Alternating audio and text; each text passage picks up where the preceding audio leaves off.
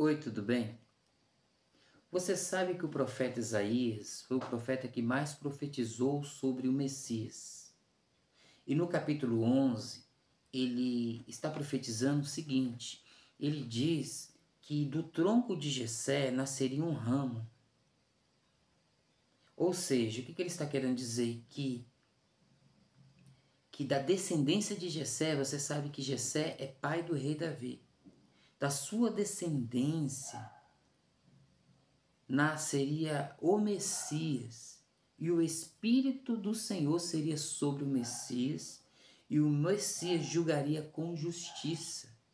Julgaria não pela aparência, mas julgaria com a justiça. E com as suas palavras seria como espada para derrubar toda incoerência e toda impiedade. E esse reino seria de paz e de prosperidade. Então Isaías está falando do futuro da humanidade, do futuro do planeta Terra. Que o Messias reinaria e o seu reino seria de paz e de prosperidade. E uma da marca do seu reino é a paz entre os animais. E eu vou ler aqui para você. Isaías capítulo 11, verso 6 em diante. Lobos e ovelhas viverão em paz. Leopardos e cabritinhos descansarão juntos, bezerros e leões comerão uns com os outros, e crianças pequenas os guiarão. Vacas e ursas pastarão juntos, e os seus filhotes descansarão no mesmo lugar. Os leões comerão capim como os bois, e criancinhas brincarão perto de cobras e não serão picadas. Ainda que coloque suas mãos nas tocas de cobras, elas não seriam picadas. Em Sião, o monte sagrado, não acontecerá nada de mal e perigoso. Então o profeta Isaías está falando que o reino do Messias, o descendente de Jessé, seria um reino de paz e de prosperidade, e não acontecerá nada de mal nem de perigoso. Mas até os animais viveriam juntos com os seres humanos e juntos uns com os outros. Esse seria o futuro, quando nascesse o Messias. Ponto? Primeiro ponto. Hoje não é assim que acontece. Hoje o que manda é a lei da selva dos animais. Como que é lá na selva? É uma briga, todo dia é uma guerra. Animais acordam um para comer e o outro para correr para não ser comido, não é assim? É uma luta, é uma discórdia, é uma bagunça todo dia. Todo dia os animais, o mais forte corre atrás dos mais fracos. É uma luta para sobreviver, para comer, e o outro para sobreviver, para não ser comido. Então, esse negócio de lobos e ovelhas viver em paz hoje não é possível. Um lobo. Põe uma ovelhinha perto de um lobo para você ver. Bezerro comer junto com leões? Ou uma criança brincar perto de uma cobra, a cobra vai picar ela. Não é assim? Por quê? Porque hoje está a lei da selva. Né? Você sabe que uma das consequências do pecado de Adão foi na criação, na natureza, né? O Senhor falou para Adão assim: por causa de ti a terra será maldita, por causa de ti, Adão. E a criação geme até hoje. A criação sofreu uma alteração no seu sistema e hoje vive em selvas. Mas o reino de Messias transformará essa selva em paz. É isso que o profeta Isaías está falando hoje. E por que eu estou falando isso para você hoje, no dia de hoje? Porque o profeta Isaías, ele começa o seu livro, no capítulo 1, comparando o animal com o ser humano. Ele diz assim, o Senhor falando através do profeta Isaías: escute, ó céus, preste atenção, ó terra, pois o Senhor Deus falou e ele disse: criei filhos e cuidei deles, mas eles se revoltaram contra mim. O boi conhece o seu dono e o jumento sabe aonde o dono põe o alimento para ele. Mas o meu povo não sabe de nada. O povo de Israel não entende coisa nenhuma. O profeta Isaías começa a comparar pessoas com seres humanos e Deus, através da boca do profeta Isaías, está achando mais coerência em boi e em jumento do que em próprio ser humano. Ele está achando mais coerente. É como se os animais tivessem sobressaídos dos seres humanos, você está me entendendo? E não é isso que tem acontecido.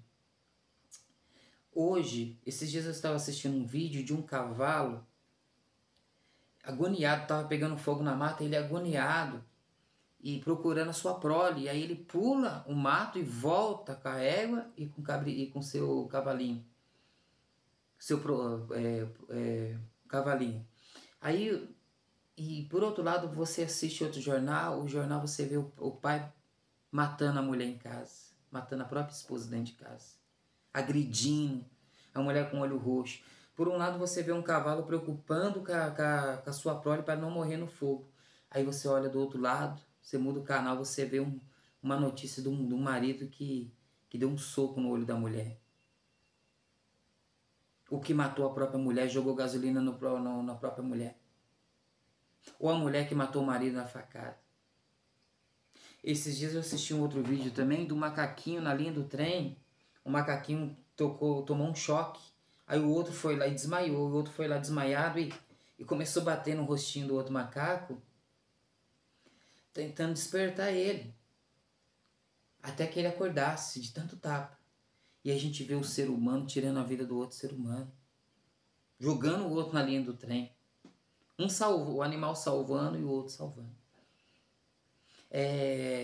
A gente vê muitas das vezes nos animais com seres humanos, muitas das vezes mais fidelidade de um animal com um ser humano, né? Por exemplo, há quem diga que se você alimentar um cachorro por 3 dias, ele vai se lembrar de você por 10 anos. E se você alimentar um ser humano por 3 dias, ele vai se esquecer de você por 30 anos. Então, muitas das vezes, a gente vê mais coerência em animais selvagens do que no próprio ser humano. Na realidade, a humanidade, os animais já estão nos julgando com os seus atos, muitas das vezes de lealdade, de cumplicidade, de amar a própria espécie, né? Tem uma frase do Einstein que ele diz assim: um rato nunca construiria uma ratoeira e o homem construiu a bomba atômica. Então os animais já estão nos julgando. Se Deus não nos julgar, os animais já estão nos julgando. Porque eles são irracionais, eles não têm capacidade de pensar, eles agem por instinto. Mas eles fazem muitas das vezes mais bem por instinto do que nós, com razão. Então, esse aqui é um ponto que eu queria deixar para você. Os animais estão nos julgando, nas suas atitudes já estão nos julgando naturalmente as nossas más atitudes. As nossas discórdias contra a nossa espécie. O segundo ponto que eu quero deixar aqui para você refletir é o seguinte: o profeta Isaías está falando que o reino do Messias será um reino de paz. E ele fala que até os animais selvagens se tornarão animais mansos. Mas o reino do Messias que vai acontecer, a gente já tem que estar vivendo ele aqui um pouquinho agora. Por exemplo, se eu falar para você que está me ouvindo, aí, se eu falar para você que está me ouvindo assim, olha, você precisa adorar o rei Charles lá da Inglaterra. Você vai falar para mim, encher a boca, você vai falar, meu rei é Jesus. Não é isso que você vai falar para mim? Ele é meu rei. Se eu te falar para você que está me ouvindo aí, olha, Maria é rainha do céu, o que você vai falar para mim? Não, só existe um rei, meu rei é Jesus, não é assim? E você está certo, seu rei. Se Jesus é seu rei, ele é meu rei também. Ele tem que reinar sobre a minha vida e sobre a sua. Se ele está reinando, por que muitas das vezes a gente não vivemos em paz?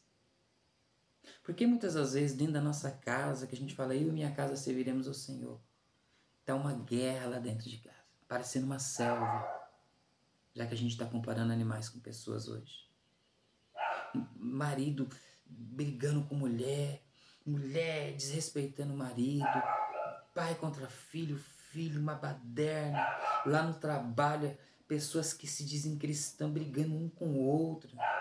Ele quer me derrubar, parece uma selva.